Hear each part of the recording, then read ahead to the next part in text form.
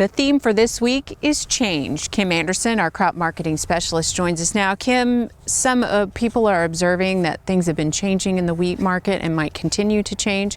What is your take on all of that? Well, let's just look at the last couple of weeks, change in prices in the market.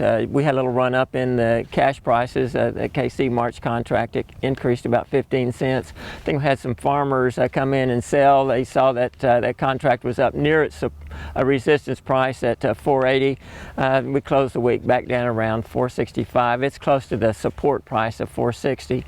Now, you mentioned a report. There is a report showing Canadian exports greater than U.S. exports? And in the 2014-15 marketing year, Canadian exports, they were number one. Now, I will say this is the first time that the Canadian exports ever outranked U.S. If you look at projected for 15-16, U.S. exports are projected to be higher than Canadian exports this year. And where does the U.S. rank in terms of wheat exports, and how's that been changing? Well, if you look at it, at the 14-15 marketing year, you had the United States second to Canada. Russia came in third.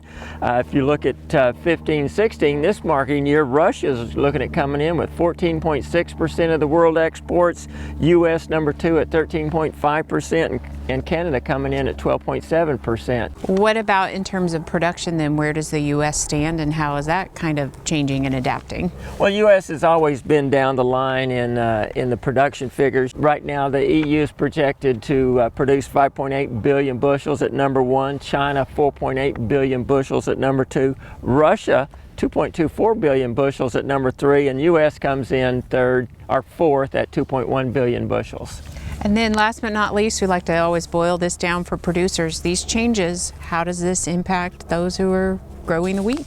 There's not much impact on it. Yes, the ranks have changed.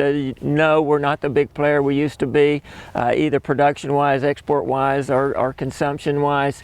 But the market itself hasn't changed. It still requires producers to be below average in cost of production, above average in their yield and the quality of the product, and that they manage their finances. If they do that, it doesn't really matter what happens out in the world or out in the U.S. If they do that, they're going to survive and they're going to generate a profit. And adapt to change. And adapt to change. Okay, Kim, we'll see you next week. Thank you.